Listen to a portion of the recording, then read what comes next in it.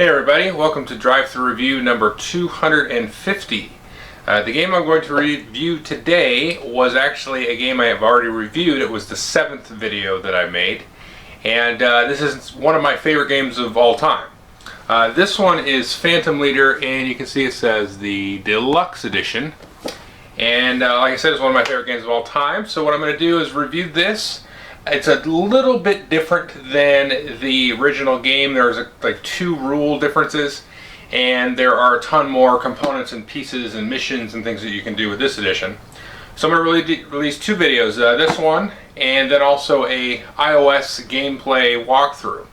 Now I'll throw up links to the original review where I go into the game mechanics in a little bit more detail, and I also have a link to the iOS gameplay walkthrough, so you can kind of get a sense of probably better how to play the game from both of those. The walkthrough is going to be probably 20 to 30 minutes long, and I'm going to play through a whole mission. And then, you know, like the old review it's more of a traditional kind of review. I will talk about the rule differences here. I do really enjoy the rule differences. They kind of take that game up into that next level. I mean, it was already one of my favorite games of all time. That just kind of firmed up the weakest part of the game, which was kind of the combat and the actual flying. Which you would kind of, not suspect. Now, the best part of this game is actually loading out your ships, and I know, that's that doesn't sound very exciting at all. Oh, the best part of the game is actually loading out my ships with bombs and guns. But it's actually really cool. That's really the main part of the strategy of the game, is managing your flight crews and your pilots and your aircraft, and also managing all the guns and things that you put on there based on kind of what you think the mission is going to be like and things like that. So let me jump into how the new stuff is and some of the new things, and then I'll come back and give you sort of a summary after, boy, how long has it been? 3 years now? Okay, so yeah, it's almost been exactly 3 years, give or take a month here. Anyway, so let's take a look at it, and then I'll come back and tell you what I think. Okay, so I'm going to give you a general gist of how the game's going to work. I'm not going to get super detailed. Like I said, I've already done a traditional review, and I'm going to do the iOS gameplay walkthrough that I'll link here. I will go over the new components, and I will go over the rule changes here. So without too much more preamble here, let's take a look here. So the first thing that we're going to notice about the game is you have these 2 decks of cards. Now, these are the pilots that you're going to use. We have the Navy and the Air Force here. So quite a large number of cards. Now, not all of these are unique. So we're going to see we have all of the cards here, basically 3 for Taxi. So you've got his newbie side, his green side and stuff. But that's only 3 cards. So you get all of these other guys, 3 cards apiece for the abilities there and all the different stuff. So a lot more to choose from. It's kind of overwhelming. But the game rules sort of streamline you into making it not so overwhelming, giving you only a certain number of newbies and things like that to choose. And I said, as a new player, I would say just kind of dive into the sucker. Just get in there. Don't worry about doing well. You're going to lose your first several battles probably, right away if you just kind of jump right into it. But that's okay. This is a game where, in some senses, it's almost educational about what the different aircraft and the different munitions are. I don't know how analogous they are to reality, but I mean, in terms of within the confines and the scope of the game, that's really what the game is about, is exploring all the different options here. That's really what the game is about, is exploring how these aircraft and these different pilots here may react to some of these different situations. So you got a deck of Navy and then a deck of Air Force. If you want to see how many different pilots there are, I'm going to take a look at this little pile here. There is 1 chit for each of the different pilots there. So that is quite a bit of choices, and all of these guys have different, stats and everything like that. So the other cool thing about the game here is you actually have a nice mounted player board, which is cool. Everybody likes the mounted player boards. So you have your target display, your turn counter. You actually get 5 turns in this game, which is kind of nice. Because the game was very difficult on some of the harder, longer missions and things. I had very much difficulty when you started to get really to the high levels of this. So I think that kind of eases it up a little bit. They do add some other different rules and things, though, to sort of kind of balance that, but I do like sort of that extra turn in here. Basically what you're going to be doing is you're going to be drawing target cards here, And you can see these are numbered. I have these in sequential number because based on the campaign that you choose, and there are a few campaigns and a few more campaigns in this game than in the original, you're going to have different targets in the different areas there. So you maybe do war in the south with your Air Force, or war in the south with your Navy.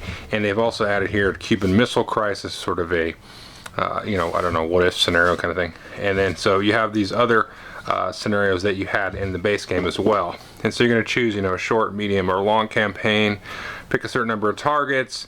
Try to get to a certain number of victory points. A long campaign is basically 7 missions, 7 days. You get these special ops points to, you know, spend and things. You can track your recon and your politics and all that good stuff here.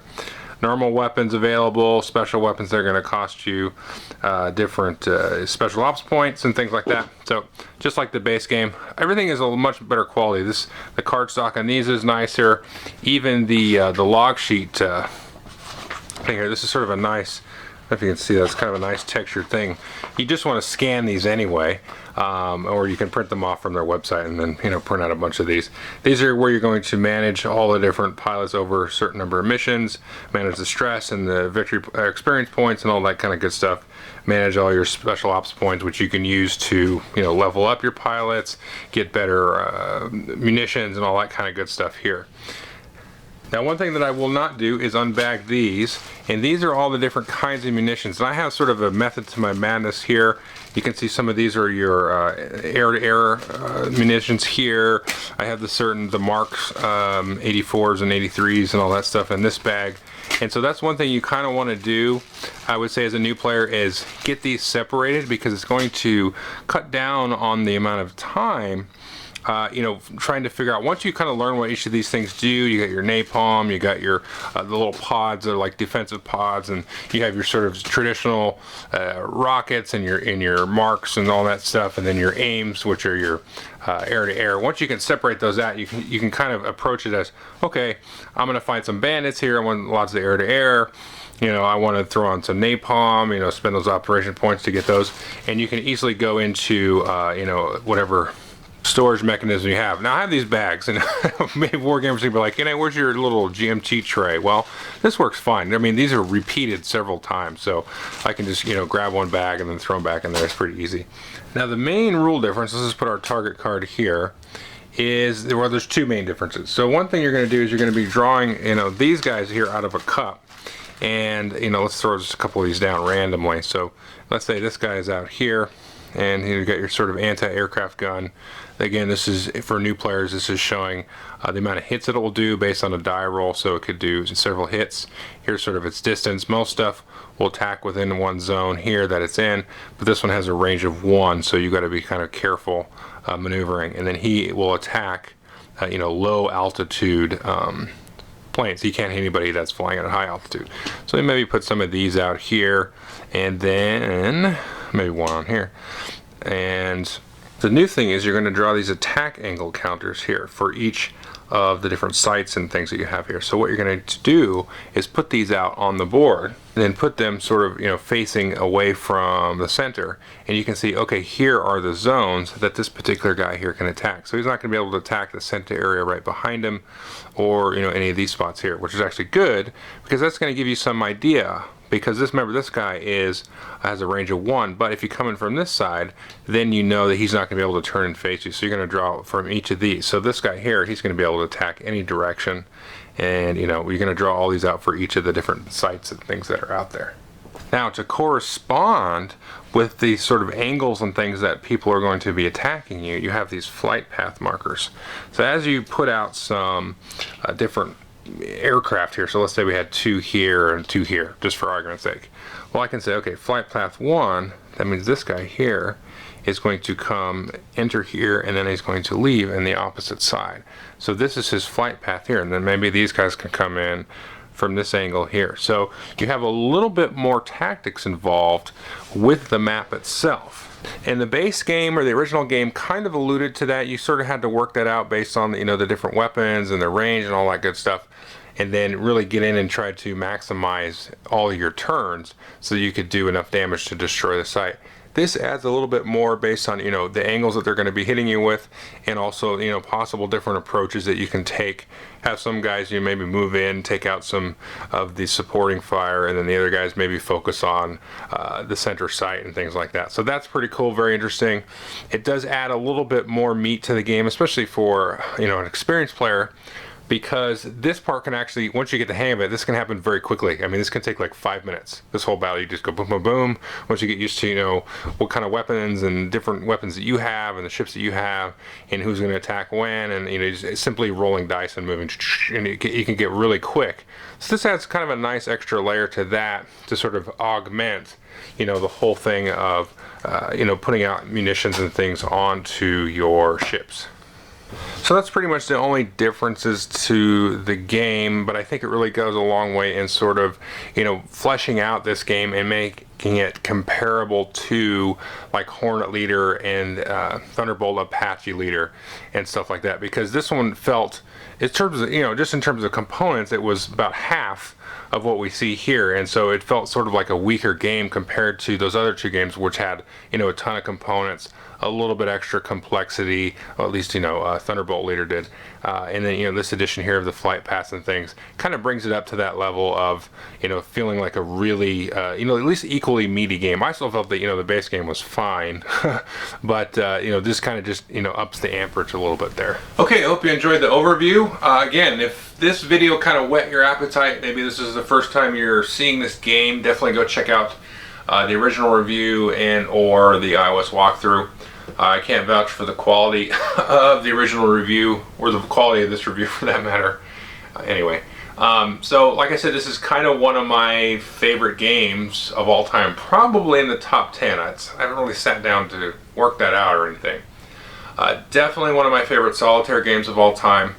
And here's why. Because a lot of times you get these solitaire games, co-op games, and they are often like a dungeon crawl or something like that, or like, you know, there's a pandemic and there's certain themes and just feelings in the way that the mechanics and intricacies all work.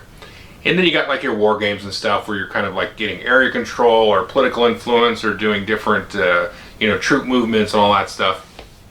This game really kind of takes on a whole nother kind of level for me, because it's very much about managing sort of these people. You kind of assign a little bit of personalities to the different pilots.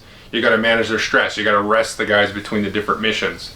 They kind of take on these different characteristics based on their abilities. You know, this guy, he's always fighting slow. He can't, you know, hit nothing to save his life. And, you know, you load him up with these rockets all the time because he seems to hit the rockets. You know, this is luck, but it's just kind of naturally how those characteristics seem to evolve. And honestly, you know, I said this in, I think I said this in the original review. I'd have to go back and watch it actually. But I know I've mentioned it other times. And, you know, I initially watched Marco Renato's review of this, which caused me to pick it up. And this is before I was doing videos. And then I sat down and I played this. And I was like, son of a gun, this is strange. I mean, before I was so involved with mechanics in the board games, and I was very much a Euro game person. And I played Ameritrash games here and there. But back when I was doing that, there wasn't very many good ones or any good Ameritrash games, really, at all. And but so I played this, and I kind of was like, wow. I mean, this has kind of transported me to a time and place in history, you know. And I mentioned in the original review, my grandfather was also a what they call a munitions expert or mechanic, munitions mechanic, something like that, where he was actually doing this job of, you know, putting these munitions and things on, you know, the different planes, and he was actually, well, officially he's actually training people to do that from his base in Europe, and during this time period.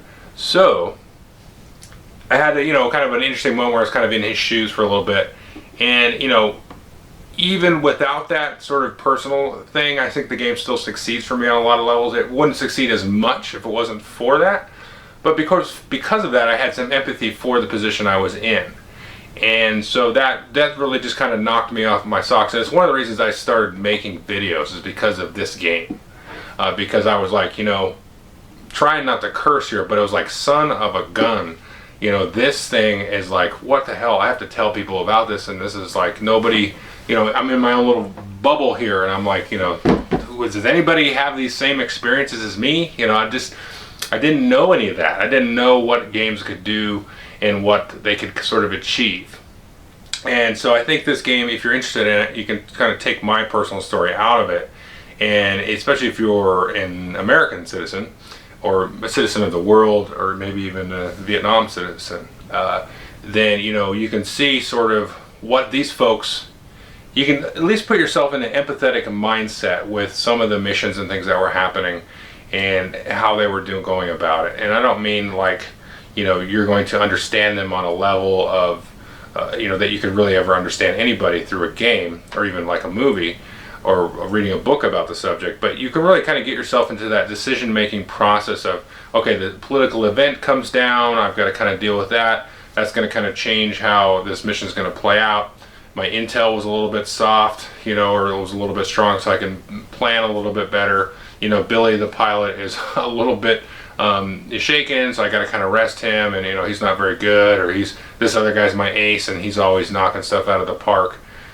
So by sitting in that seat, sitting in that position, and kind of pulling those different levers of the game, it's interesting. I mean, it's not going to be for everybody, and not everybody's going to get what I'm saying, but I think there's enough people out there that will have some inkling of that, and I think that this game really succeeds on that level, and the way they treat that theme with those new flight path systems and those new sort of angles and things.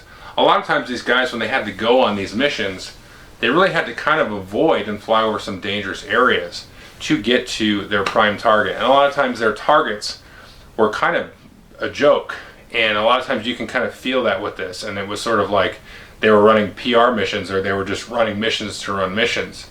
And so, I mean, think about that. I mean, those kind of thoughts are going through my head as I'm, manipulating these pilots and manipulating this situation.